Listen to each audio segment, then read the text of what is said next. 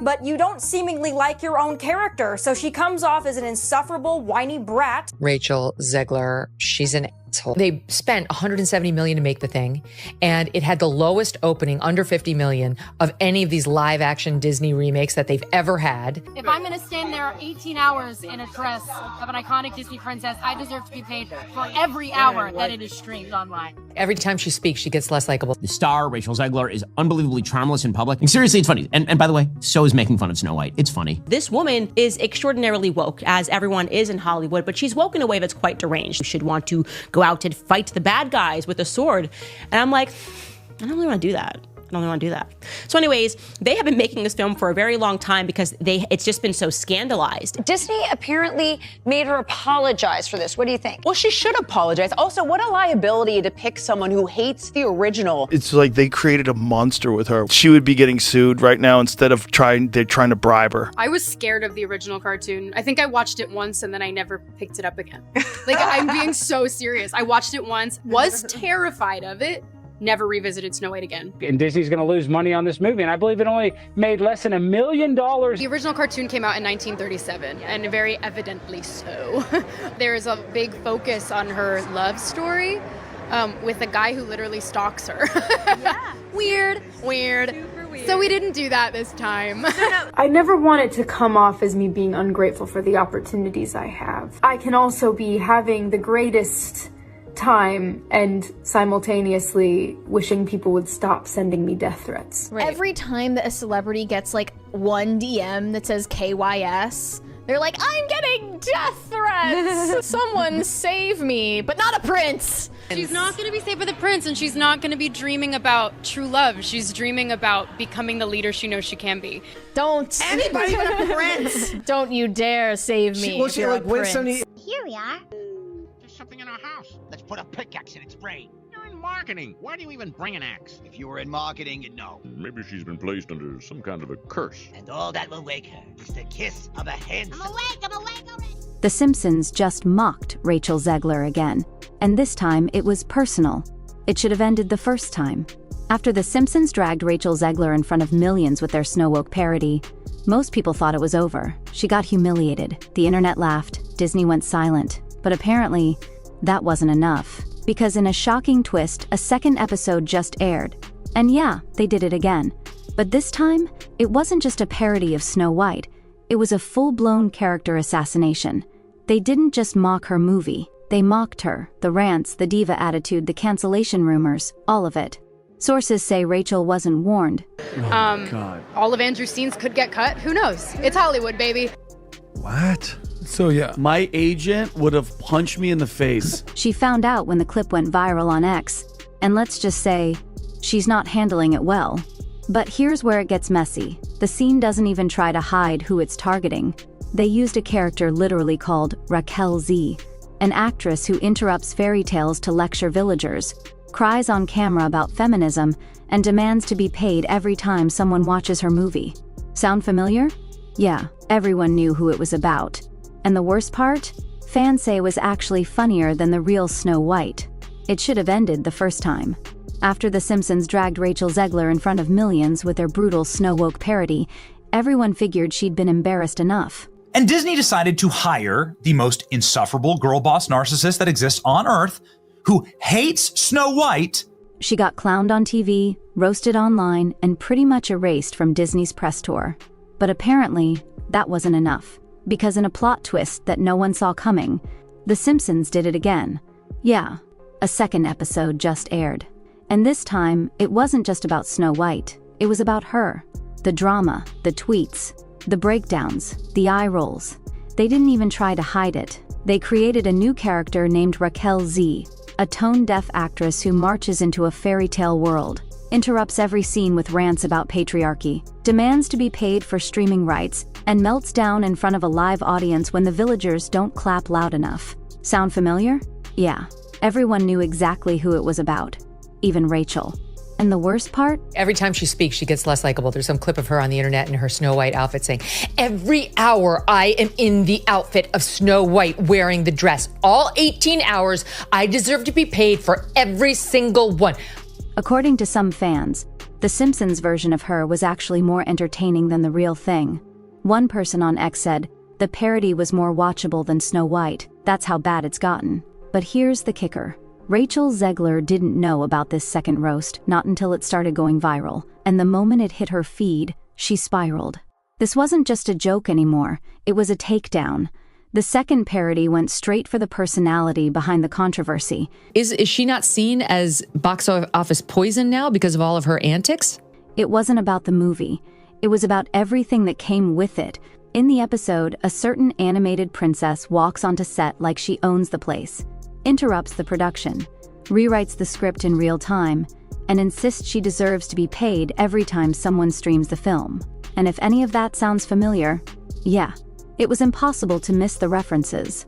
Some of the lines were pulled directly from interviews that already went viral, the ones that got clipped, quoted, and mocked across every platform. I'm sorry, but I don't really care what happens with this movie. I really hope her career is pretty much over. I'd be thrilled to see that. The whole thing felt less like satire and more like a receipt dump.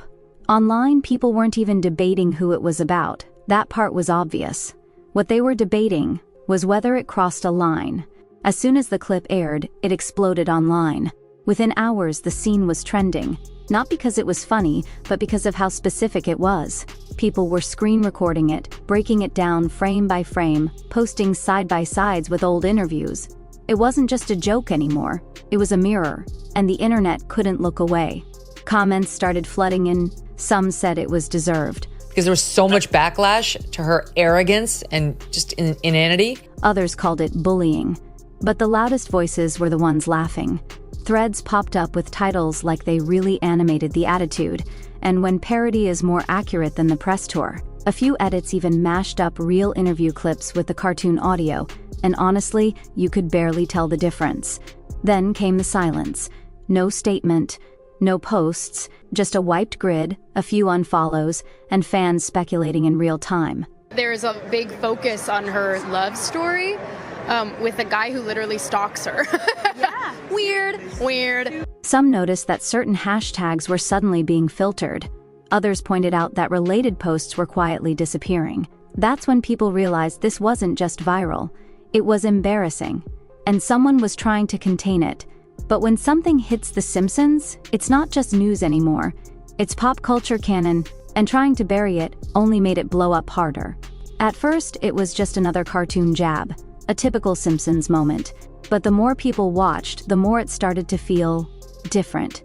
This wasn't random satire, it felt specific, almost targeted, like they weren't just mocking a public figure, they were dissecting her.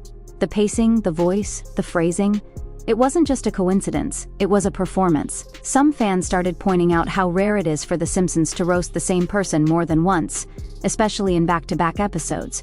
Usually, they take the shot and move on. This time, though, they came back harder, and that made people wonder if there was more behind it than just comedy. One post went viral saying, "You don't get roasted twice unless they really want you to feel it." Another joked, "This isn't satire, it's an intervention." And just like that, the tone of the conversation shifted. It stopped being about the movie, the performance, the press tour.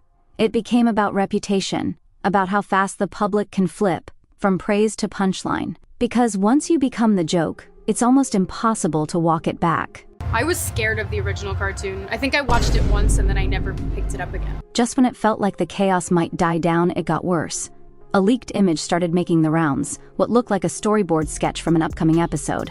Nothing official, no context, but it was enough. In the sketch, the same animated princess character, exaggerated lips, exaggerated lashes, same smug attitude, is standing in front of a crowd of fairy tale creatures, giving a speech about how the old stories are oppressive. At the bottom, one line is scribbled, "SnowWoke, Rise of the Queen." That was all it took. People immediately started speculating that a third parody was in the works. And this time, it looked even more brutal. Fan theories exploded. Was this part of a recurring segment? A trilogy? A Treehouse of Horror bit? No one knew. But the idea of a third roast, after everything that had already happened, made it feel less like a joke and more like a pattern. Some were eating it up, calling it iconic. Others said it was starting to cross into bullying, and the silence surrounding it, that only made it louder. No denials, no confirmations, just a cartoon leak and the internet spiraling.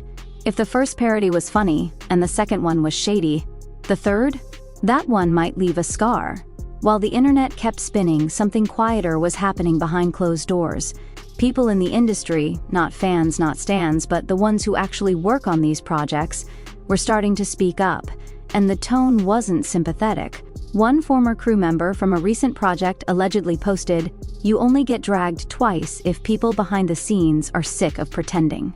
Another insider said off record that the attitude during production was exhausting, and that most people were just trying to make it through the shoot without getting caught in the crossfire. Suddenly, old red carpet interviews started resurfacing, clips where co-stars looked stiff, uncomfortable, borderline over it. Edits were circulating with captions like "the body language was body languaging," and "this cast was par-trained within an inch of their lives." And it wasn't just social media picking it apart. Even a few entertainment reporters started using that careful, coded language. Divisive presence, difficult to market, not aligning with audience expectations. It became clear that the conversation had shifted. What once looked like backlash from random internet trolls now felt eerily aligned with the people who'd actually worked alongside her. And that's when it hit. This wasn't just about a cartoon anymore. This was a reputation problem. And it was spreading fast. As the memes kept rolling, something strange started happening. Her name quietly disappeared. A casting list for a streaming project got updated. Same film, new lead, no announcement, no comment, just gone. Then a scheduled interview for a separate promo tour was suddenly postponed. Again, no explanation. People started noticing a pattern. Projects were getting delayed, recast, or shelved entirely, the kind of subtle, slow fade that doesn't make headlines, but says everything. And while none of it was confirmed, the timing was too perfect to ignore. Every quiet move looked like a loud message, one that said, "We're backing away, fast." Then came the so-called leak. A blurry screenshot of what looked like an internal email started circulating. Supposedly from a rep tied to the studio, it suggested a shift in strategy, tone it down, clean up the image, stop reacting. Nothing outrageous, just corporate speak. But the implication? That someone upstairs was done playing defense. It spread fast.